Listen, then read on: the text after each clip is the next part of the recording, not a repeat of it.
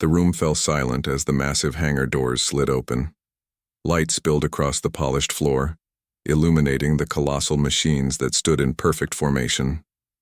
Ambassador Krelthax puffed out his chest plates with pride as he gestured toward the 30-foot-tall war machines. And these honored humans are the pride of the Zixari Defense Forces, the Mk-9 Doomstrider battle mechs. Frank Winters, the lead human diplomat, stepped forward. His expression remained neutral, though his eyes widened slightly at the sight. Behind him, Major Lisa Donovan let out a low whistle. The Doomstriders were terrifying to behold. Each bipedal machine gleamed with dark purple armor plating. Weapon systems protruded from their shoulders and arms. Their cockpits resembled the heads of prehistoric predators, with sensor arrays like glowing red eyes. General Vrax, the highest-ranking military officer in the delegation, clicked his mandibles with satisfaction. Each Doomstrider can level a small city in under 20 minutes. They have ended wars before they began. No species has ever faced them in battle and survived to tell about it. The human delegation of 5 people walked slowly around the first mech. They had been on Proxima Viridian for 3 days now, touring the Zixari military installations as part of the cultural exchange program. First contact between humans and the Galactic Confederation had occurred just 6 months earlier, and these diplomatic visits were crucial to establishing peaceful relations. How fast can they go? Lisa Donovan asked suddenly. The question hung in the air. General Vrax's antennae twitched in confusion. Speed? That is not their primary function, he said. They are designed for overwhelming force and tactical superiority. Sure, but how fast can they run? Lisa pressed. Ambassador Krelthax looked at his military counterpart, equally confused. In 300 years of diplomatic exchanges with 27 spacefaring species, no one had ever asked about the speed of battle mechs. Approximately 60 Earth kilometers per hour at maximum output, one of the Zixari engineers replied. But sustained speed reduces weapon efficiency and increases heat buildup. Lisa nodded, a small smile playing on her lips. Could a human pilot one? Asked Peter Kim, another member of the human delegation.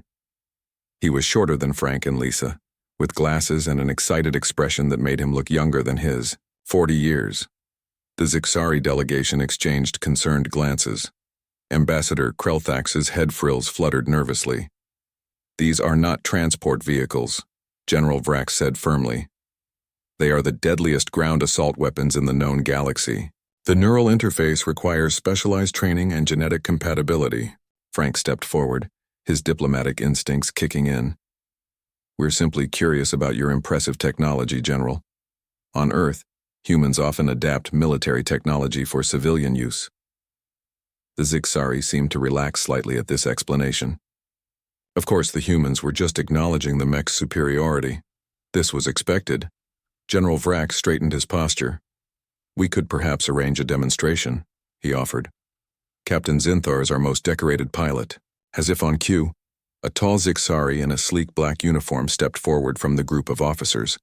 His skin was a darker blue than the others, marked with the ceremonial scars of a veteran warrior. It would be my honor to demonstrate the Doomstriders' capabilities, Captain Zinthar said with a formal bow.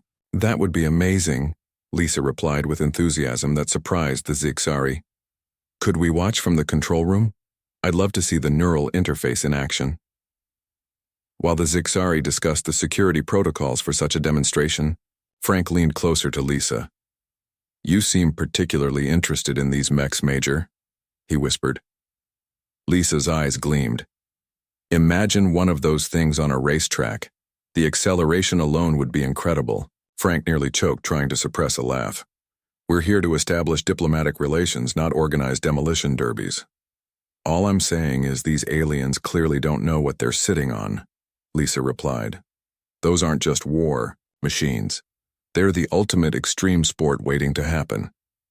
Frank shook his head but couldn't hide his smile. Let's try not to start an interstellar incident on our first visit, okay? The Zixari led them to an observation deck overlooking a massive outdoor training ground. Captain Zinthar's mech stood at the starting position, weapon systems powered down for the demonstration. The neural link is now established, explained a Zixari technician. Captain Zinthar's brain is directly connected to the Doomstrider's systems. Every movement of the mech is an extension of his own body. The humans watched in fascination as the massive machine began to move with surprising grace. It walked through a series of obstacles, climbed over a replica of a defensive wall, and then broke into a run across an open field. "The captain will now demonstrate precision targeting," announced General Vrax. A series of holographic targets appeared at various distances. The Doomstrider raised its arm, and a pulse cannon emerged from its housing. With incredible accuracy, Captain Zinthar destroyed each target in sequence. While the Zixari delegation nodded in approval, Lisa leaned forward, watching the mech's movements intently. "The balance compensation is remarkable," observed Carol Wilson, the human engineering specialist. "How does it adjust for varying terrain?" The Zixari engineer seemed pleased by the technical question. "Micro adjustments through hydraulic compensators and gyroscopic stabilizers. The neural interface allows the pilot to make instinctive corrections without conscious thought." As the demonstration continued, Peter sidled up to Frank and Lisa. "Is it just me, or would these be perfect for racing? The power-to-weight ratio must be insane." "That's what I said," Lisa whispered back excitedly. Frank gave them both a warning look, but couldn't quite hide his own interest. The machines were impressive, and he had to admit, watching them race would be spectacular. After the demonstration, Captain Zinthar joined them on the observation deck. The neural interface had left him slightly drained, but he stood tall as the humans approached. "That was incredible," Lisa said, extending her hand in the human greeting gesture the Zixari had learned. "The responsiveness is unlike anything we have on Earth." Captain Zinthar touched his hand to hers briefly. "The Doomstrider responds to my thoughts faster than my own body. It is the ultimate expression of Zixari military engineering." "Have you ever tried testing their limits?" Lisa asked. "You know, seeing how fast they can go, how sharply they can turn, how high they can jump?" The captain's head tilted in confusion. "We test them against combat parameters only. Their purpose is war." "On Earth," Frank interjected smoothly, "we have a long tradition of testing the limits of our vehicles in competitive events. It helps us improve the designs." Ambassador Krelthax's interest perked up. "A practical approach to technological advancement. Fascinating." As they walked back toward the diplomatic quarters, Frank could see the wheels turning in Lisa's mind. He knew that look. It was the same look she had before proposing the underground racing league at the Air Force Academy that had nearly gotten them all court-martialed. "Whatever you're thinking," he murmured to her, "remember, we're representing all of humanity here." Lisa smiled innocently. "I'm just considering the diplomatic and cultural exchange possibilities, Mr. Ambassador. After all, what brings people together better than friendly competition?" From behind them, they heard Ambassador Krelthax ask one of his aides, "What is a race in the human context?" Frank sighed. Somehow he suspected their next diplomatic meeting would be very interesting. Indeed. 3 months after their first visit to Proxima Viridian, the human delegation returned. This time they brought additional members, Dr. Olivia Martinez, Earth's leading robotics expert, and 2 specialists whose presence confused the Zixari, Rick Buchanan, a former racing champion, and Alicia Freeman, a test pilot known for breaking 3 atmospheric speed records.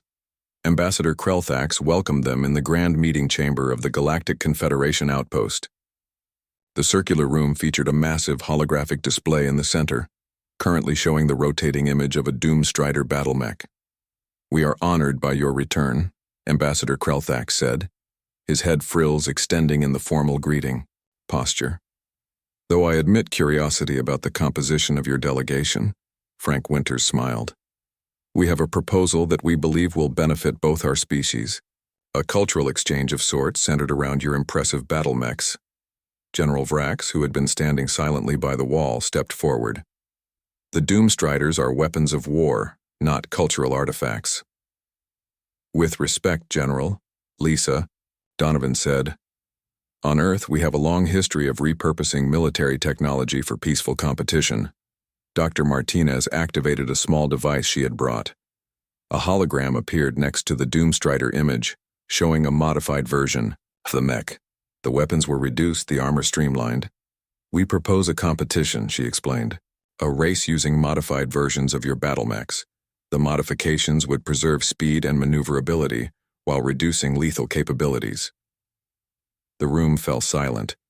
General Vrax's antennae went completely still, a sign of shock among the Zixari.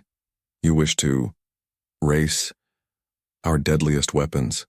Ambassador Krelthax asked slowly, as if making sure he understood correctly. Exactly, Rick Buchanan said, stepping forward with the easy confidence of someone used to fame. I've raced everything from supercars to experimental aircraft. Your mechs could be the next evolution in competitive racing. Captain Zinthar, who had been invited to the meeting due to his expertise with the Doomstriders, looked at the modified design with obvious disgust. This is sacrilege, he said. The Doomstrider is a perfect instrument of war, not a toy. Alicia Freeman shook her head. Not a toy, Captain, a test bed. The most demanding races push technology to its limits. The improvements we discover could benefit your military applications. General Vrax seemed ready to end the meeting, but Ambassador Krelthax raised a hand to stop him. The ambassador's scientific background made him more open to unusual ideas.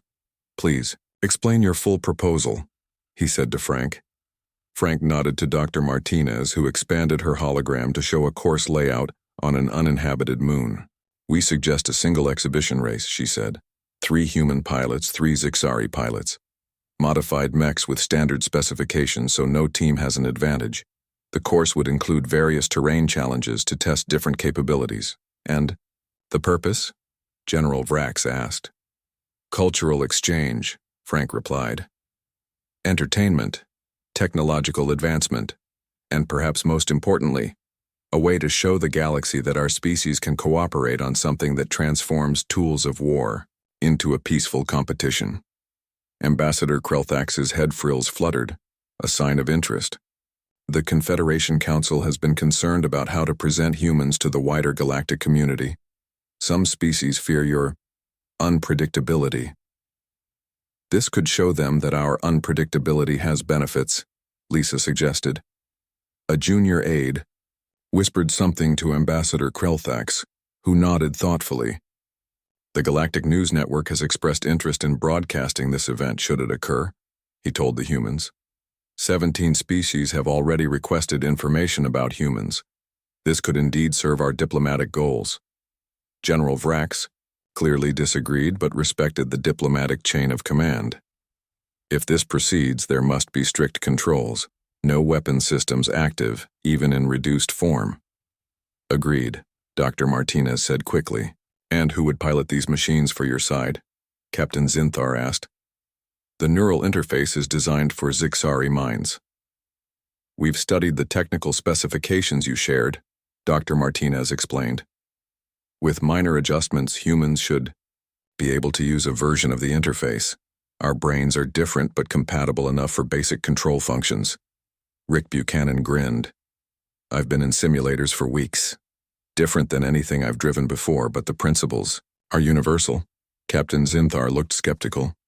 And who would these human pilots be? Lisa gestured to the specialists they had brought. Rick Buchanan, 5-time world champion in high-speed racing. Alicia Freeman, test pilot who has flown experimental craft that no one else would attempt. And Sam Garrett, our robotics interface specialist. He's arriving tomorrow. The Zixari delegation conferred privately in their native language for several minutes. The humans waited patiently, though Rick fidgeted with obvious excitement.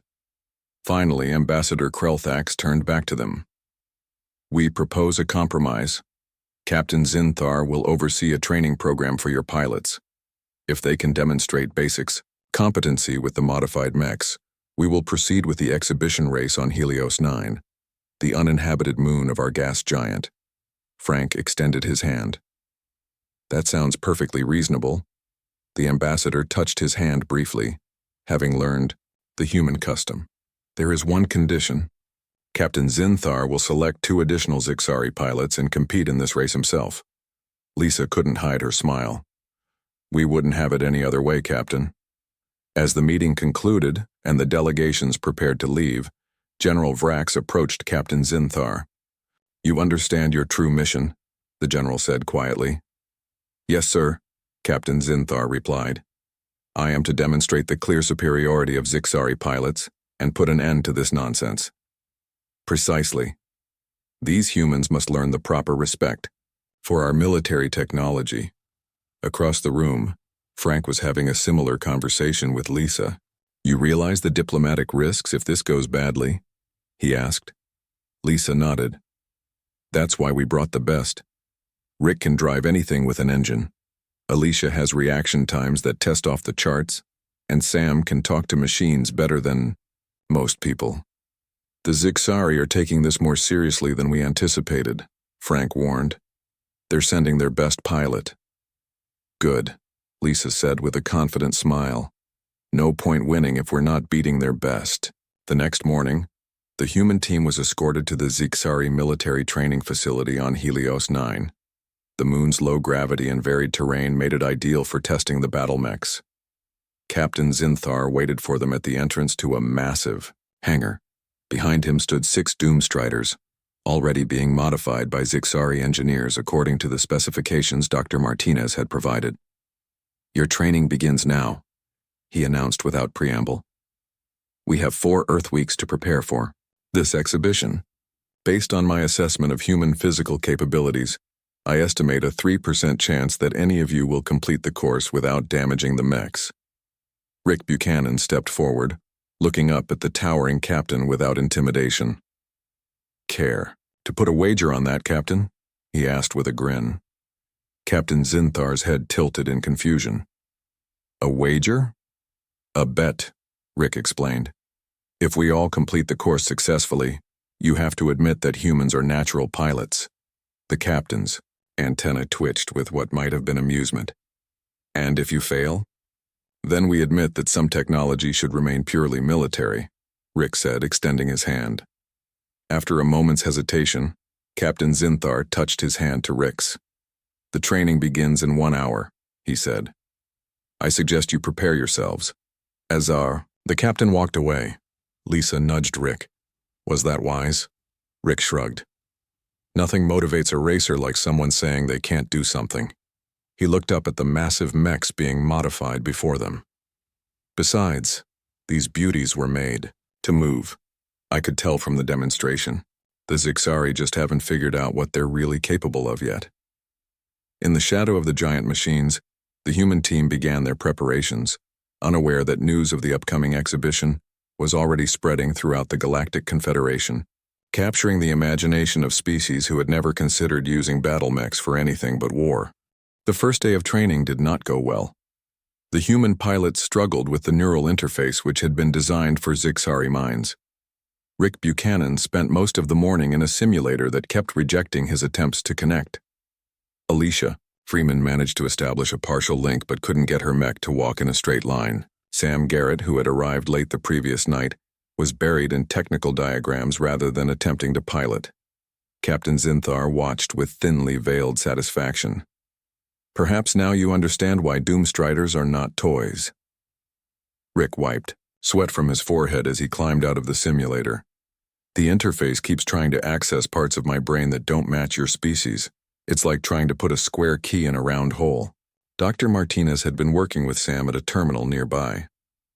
Captain, we need to modify the neural mapping.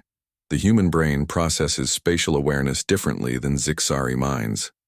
The captain's antennae twitched with annoyance. These interfaces are precisely calibrated military equipment. Modifications could damage them. Then we'll never be able to pilot the mechs, Alicia said bluntly. A tense silence followed. The Zixari technical team looked to Captain Zinthar for direction. After a long moment, he nodded curtly. You may make basic adjustments to one interface. If it works without damaging the system, we will consider modifying the others. Sam Garrett gave a tired smile. He hadn't slept since arriving, too excited about working with alien technology. I'll need access to your neural mapping protocols. For the next 2 days, Sam and Dr. Martinez worked alongside reluctant Zixari engineers to create a human-compatible interface. On the 3rd morning, Rick Buchanan entered the simulator again. It's connecting, he shouted after a few minutes. can feel the mech. It's like it's part of me now. In the observation room, screens showed what Rick was seeing through the mech's sensors. The simulated Doomstrider took one step, then another. Within 15 minutes, Rick had the virtual mech walking, then jogging across a simulated landscape. His adaptation rate is remarkable, one of the Zixari engineers admitted. Captain Zinthar watched closely, his expression unreadable. Prepare the modified interfaces for the other human pilots. Tomorrow we begin real training. The next morning, all 3 humans were connected to actual Doomstriders in the massive training hangar. The mechs had been stripped of weapons, but were otherwise identical to the war machines the humans had first seen. We will start with basic movement exercises, Captain Zinthar announced from his own mech. Follow my lead precisely. The captain's Doomstrider walked forward with perfect precision, each step measured and efficient. The humans attempted to follow. Alicia's mech moved smoothly, but Rick's stomped with unnecessary force, and Sam's moved hesitantly. You waste energy, Captain Zinthar criticized. The Doomstrider requires balance and control. It is an extension of the pilot's body, not a vehicle to be driven. That's part of the problem, Rick replied through the communication system. I'm used to driving using my hands and feet. This whole move with your mind thing is taking some getting used to. For the rest of the week, they practiced basic movements. The humans improved steadily, but Captain Zinthar remained unimpressed. The other 2 Zixari pilots, Nevkar and Trilixan, were equally critical. After 10 days of training, Lieutenant Nevkar approached Captain Zinthar as the humans took a break. They are learning faster than expected, she said quietly. The female pilot in particular shows surprising aptitude. Captain Zinthar nodded reluctantly. She has the discipline of a warrior. The others... He flicked his antennae dismissively. As the second week of training began, the humans started to experiment. During an exercise in precision movement, Rick suddenly had his mech break into a sprint across the training ground. Buchanan, return to formation immediately, Captain Zinthar commanded. But Rick was laughing over the comm system. You need to lighten up, Captain. These babies can move. To the Zixari's horror, Rick pushed his mech into a slide, deliberately falling and rolling before springing back to his feet. The massive machine tumbled and recovered with surprising grace. That maneuver would damage the stabilization systems, Lieutenant Trilixan protested. No damage, all systems green, Rick replied. These mechs are tougher than you give them credit for. That afternoon, the humans met with Dr. Martinez and proposed modifications to the mechs. Captain Zinthar listened with growing alarm.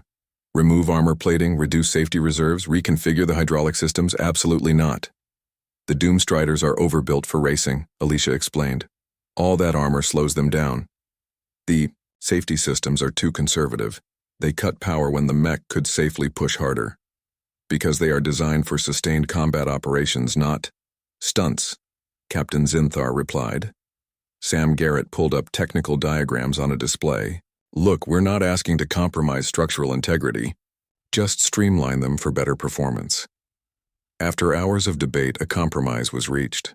Limited modifications would be allowed on the human mechs only. The Zixari would race with standard configuration Doomstriders. As the third week began, the true differences in approach became clear. The Zixari pilots practiced precise maneuvers and efficient movement over the planned race course.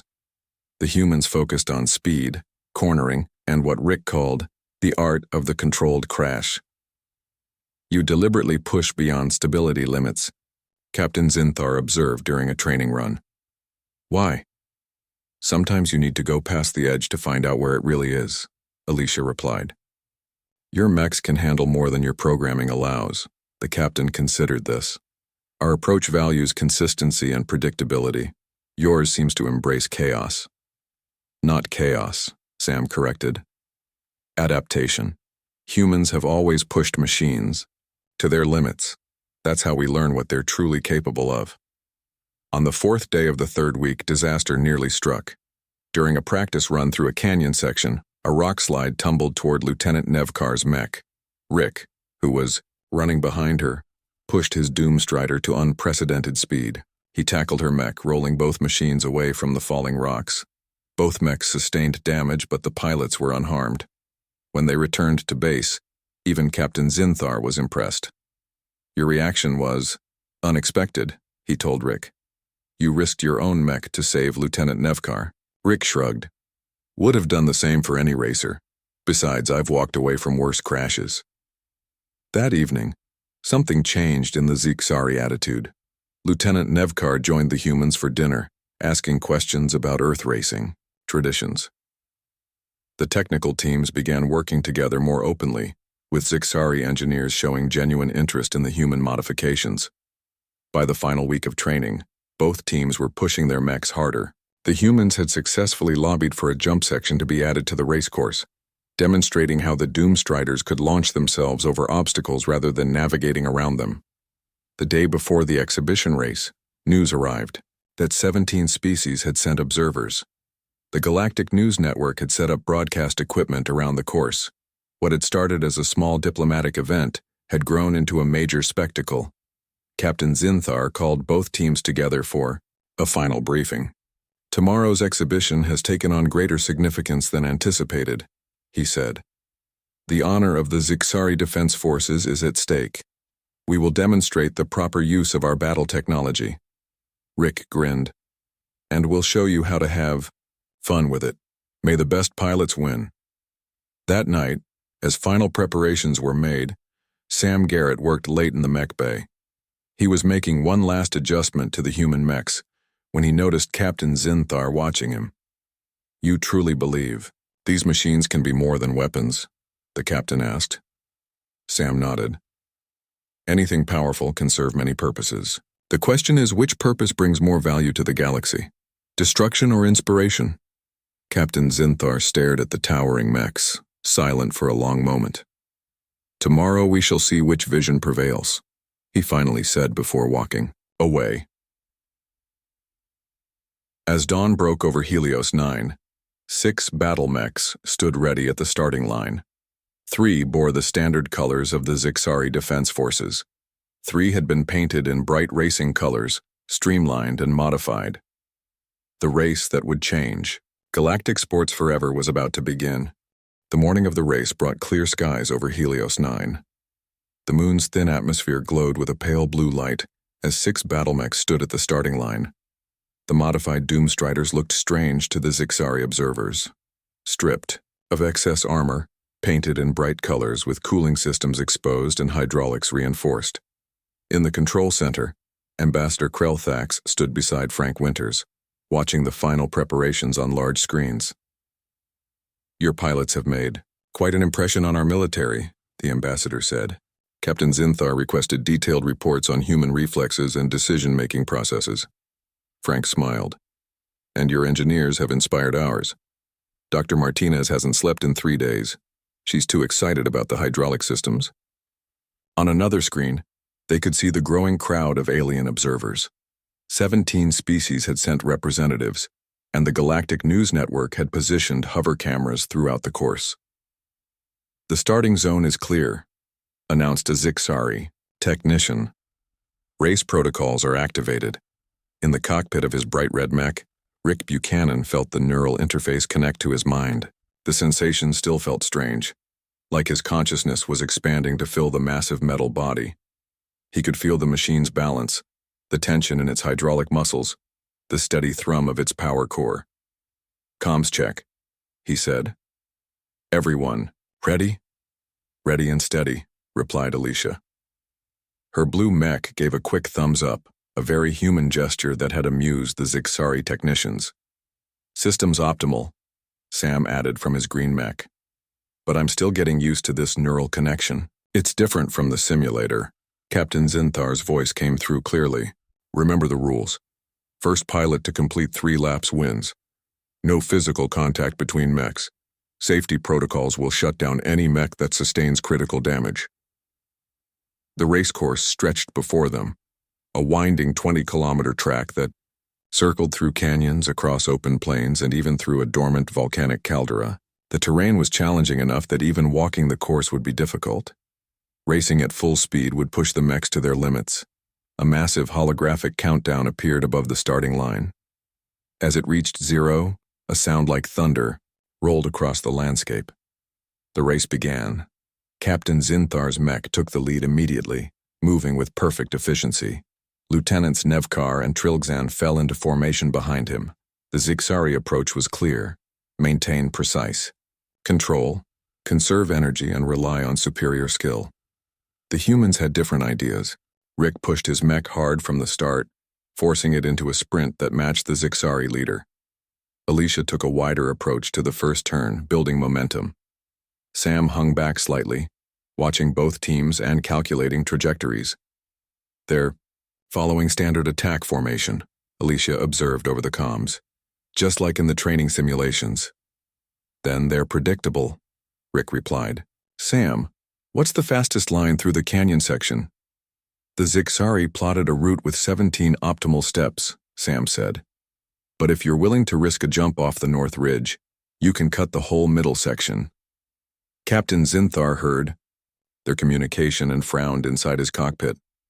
"They cannot be serious. The canyon walls are too unstable for jumping." As the mechs entered the canyon, the Zixari maintained their perfect formation, navigating the twisting path with practiced precision. Rick followed close behind, but as they approached the middle section, he suddenly veered right. "What is he doing?" Lieutenant Trilgzan asked. "Something foolish," Captain Zinthar replied. Rick's mech climbed rapidly up the canyon wall, scrambling over loose rocks until it reached a narrow ridge. Without hesitation, the bright red Doomstrider launched itself across the canyon in a massive leap that no Zixari would have attempted. Watching from the control center, General Vrax gasped. "The stabilization systems can't handle that trajectory." But Rick had spent years feeling how machines balanced in the air. As his mech soared across the gap, he shifted its weight subtly, adjusting its position for landing. The Doomstrider crashed, down on the far side of the canyon, tumbling briefly before rolling back to its feet. Rick was now in first place, having skipped nearly 2 kilometers of winding canyon paths. "That's impossible," Lieutenant Nevkar said. "That's human racing," Alicia replied as her mech followed Rick's path, leaping across the gap with even more grace. Sam took a different approach, staying with the Zixari group but pushing his mech's hydraulics to move faster through the tight turns. His background in robotics gave him insight into how to maximize the machine's efficiency in ways the Zixari hadn't considered. By the time they emerged onto the open plains, the race order had changed. Rick led, with Captain Zinthar close behind. Alicia and Lieutenant Nevkar were neck and neck for third place, while Sam and Lieutenant Trilgzan brought up the rear. "The plains are where Zixari superiority will show," Captain Zinthar said, to his pilots. "Formation Delta 7 maximum sustainable speed." The 3 Zixari mechs aligned themselves in an aerodynamic formation, reducing drag and conserving energy. It was a brilliant tactic, developed over centuries of military operations. But, again, the humans surprised them. Rick's mech dropped into a lower stance, almost like a sprinter at the blocks. He had worked with Dr. Martinez to adjust the leg hydraulics for bursts of extreme acceleration. "Pushing to maximum," he announced, and his mech surged forward with startling speed. Captain Zinthar pushed his own mech harder, abandoning formation to chase the human. The 2 leaders pulled away from the others, their massive metal forms eating up the distance across the plains. In the control room, the observers watched in amazement as the race unfolded. "I've never seen Doomstriders move like this," Ambassador Kreltax admitted. "Our military training emphasizes control and consistency, while our racing tradition rewards innovation and risk," Frank replied. "Different approaches to the same technology." As the leaders approached the volcanic caldera, the most challenging part of the course, they were side by side. The caldera featured narrow paths between steam vents and bubbling pools of molten material. Heat distorted the air, making visibility difficult. "Recommend standard cooling protocols," Lieutenant Trilgzan called to his captain. "Switching to thermal vision," Rick countered. "Sam, what's the heat map showing?" "The western path has cooled since yesterday," Sam replied. "The eastern vents are more active than expected." Captain Zinthar was impressed despite himself. The humans were communicating tactical information efficiently, adapting their approach based on changing conditions. It was not unlike a military operation. The race through the caldera became a duel of different philosophies. Captain Zinthar's mech moved with precision, avoiding every hazard with perfect calculation. Rick's mech moved faster but took greater risks, occasionally skimming dangerously close to superheated areas to save time. As they emerged from the caldera and began the second lap, Rick held a slight lead. Behind them, the other racers were having their own battles. Alicia had pulled ahead of Lieutenant Nevkar by executing a sliding turn that no Zixari would have attempted. Sam was using his mech's arms to vault over obstacles rather than going around them. By the final lap, 2 mechs had crashed. Lieutenant Trilgzan's after misjudging a jump and Alicia's when a section of the canyon wall collapsed. Both pilots were unhurt, protected by their cockpits but out of the race. The final stretch came down to Rick and Captain Zinthar, with Sam and Lieutenant Nevkar half a kilometer behind. As they emerged from the caldera for the last time, they were perfectly matched, neither able to gain an advantage. "Your modifications have their merits," Captain Zinthar admitted as they raced side by side across the plains. "And your precision is impressive," Rick replied. "But racing isn't just about the machine, it's about the heart." With that, Rick pushed his mech beyond the safety limits, redlining systems that Dr. Martinez had modified specifically for this moment. His Doomstrider pulled ahead, servos whining in protest. Captain Zinthar hesitated for just a moment, then overrode his own safety protocols. His mech surged forward, matching Rick's pace. They crossed the finish line so close together that the hover cameras needed slow-motion replay to determine the winner. Rick had edged out the captain by less than a meter. As the mechs powered down at the finish line, the observers erupted in excitement. The Galactic News Network was already broadcasting the images across hundreds of star systems. The sight of battle machines racing instead of fighting had captured the imagination of the watching species. Captain Zinthar's mech turned to face Rick's. The captain opened his cockpit and climbed out onto his mech's shoulder. After a moment's hesitation, Rick did the same. "Your approach was unorthodox," the captain said, "but effective." Rick smiled and extended his hand. "That's the highest compliment a racer can get." As they shook hands against the backdrop of the massive war machines, neither human nor Zixari realized they had just created the galaxy's newest sport. 6 months after the exhibition race on Helios 9, the Grand Stadium on Proxima Viridian was packed with spectators from 23 different species. The stadium, originally built for military parades, had been converted into the galaxy's first mech racing arena. Giant screens showed highlights from previous races while announcers explained the event to newcomers. In the preparation bay beneath the stadium, Rick Buchanan adjusted the neural interface on his racing suit. His red mech gleamed under the bright lights, now sleeker and more streamlined than the original Doomstrider. A racing number, 7, was painted boldly on its chest and shoulders. "Nervous?" Alicia asked as she checked her own blue mech. Her crash during the exhibition race hadn't dampened her enthusiasm. If anything, it had made her more determined. "Not nervous, just focused," Rick replied. "The Centaurians modified their cooling systems. They'll be faster on the straightaways." Sam walked over, datapad in hand. "I've been studying the course. The anti-gravity section will favor the Arcturian team, but we have the advantage in the obstacle zone." What had started as a simple exhibition had exploded into the Galactic Mech Racing League, now beginning its first official season. 12 species had formed racing teams, each adapting the basic Doomstrider design to their own physiology and racing philosophy. In another preparation bay, Captain Zinthar, now officially Mech Racing Commissioner Zinthar, inspected the Zixari team's machines. After the exhibition race, he had shocked his military superiors by requesting reassignment to head the new racing program. "Your modification to the knee servos is ingenious," he told one of his engineers. "The human influence is evident." The engineer nodded proudly. "We've learned much from their approach. These mechs are 30% faster than the military versions, with better reaction times.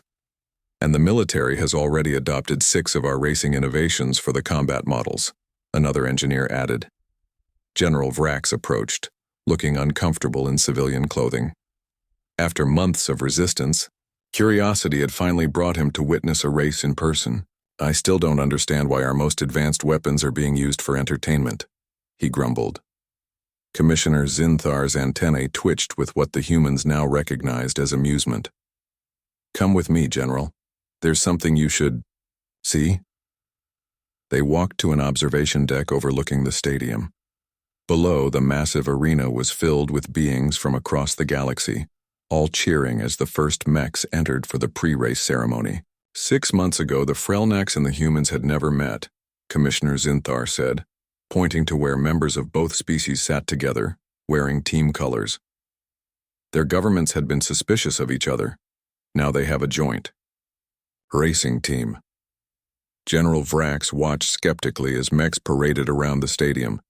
Each had been modified far beyond the original military design, painted in bright colors and decorated with team logos and sponsor markings. And what has this achieved for galactic security? The general asked. Ambassador Krelthax joined them, accompanied by Frank Winters.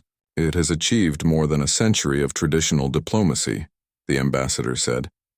3 species who refused to join the Confederation have submitted applications since the exhibition race. Frank nodded.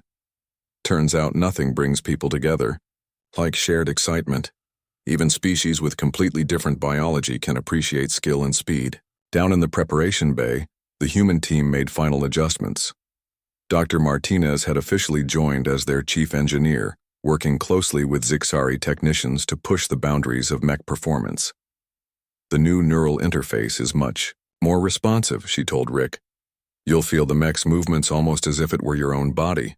It already feels like part of me, Rick replied, looking up at his machine with appreciation.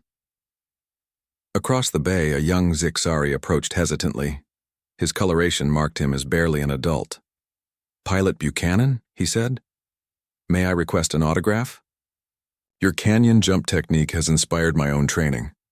Rick smiled and signed the racing program the youngster held out.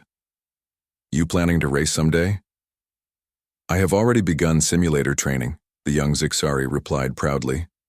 My parent guardian was against it at first, said mechs were for war, not games. But now even they watch the races. After the young fan left, Alicia nudged Rick.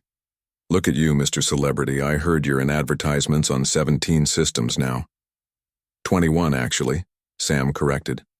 The Arcturians just signed him for their energy drink campaign. A signal light flashed, indicating 10 minutes until race time. The teams moved to their starting positions, mechs walking in formation to the track entrance. In the VIP observation box, Ambassador Krelthax and Frank watched the preparations with satisfaction. Did you ever imagine this would happen when Major Donovan first asked how fast our mechs could go? The ambassador asked. Frank laughed. Lisa always did have a talent for seeing possibilities others missed. Speaking of which, where is she today? Testing the new dual-pilot model with Lieutenant Nevkar, the ambassador replied. They believe a human Zixari neural link might create unprecedented reaction speeds. Below them, the stadium erupted in cheers as the racing mechs entered the arena. The machines that had once been designed solely for destruction now moved with grace and speed, their pilots waving to the crowd. The starting grid showed 12 mechs representing 12 species, all evolved from the original Doomstrider design. Some were bulkier, built for power. Others were lighter, designed for agility. Each reflected the unique approach of its species. As the countdown began, Rick settled into his neural connection. He could feel the mech's power humming through his mind, its systems ready to respond to his thoughts. Around him, the other pilots did the same, each connecting to their machines in their own way. The starting lights flashed from red to green. The mechs surged forward with a thunder of hydraulics and servos. The race had begun. From his commissioner's box, Zinthar watched with pride as the machines rounded the first turn. A Centaurian mech slid wide, nearly colliding with an Arcturian before both recovered. The crowd gasped, then cheered. Your idea has succeeded beyond all expectations, he told Frank, who had joined him to watch the start. It wasn't really my idea, Frank admitted. Humans have been turning weapons into sports for centuries. Take the javelin throw. It started as training for spear warfare. Zinthar's head tilted curiously. And do humans race all their weapons? Not all, Frank said with a smile. But give us time. As the race continued, two young spectators, a human child and a Zixari youngster, watched from the stands.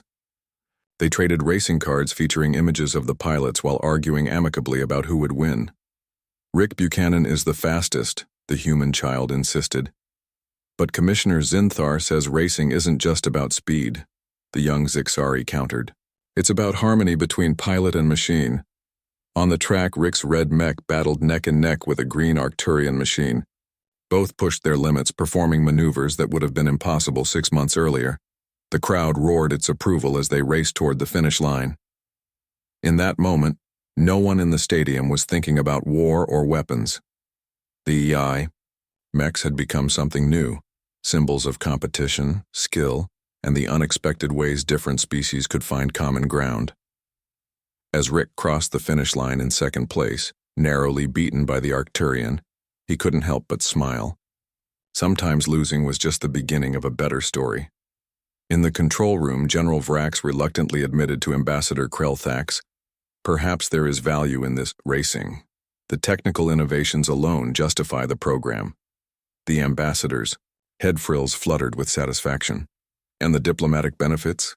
The general watched as pilots from 12 species congratulated each other on the track, their war machines standing peacefully side by side. Those too, he conceded quietly, may be worth considering.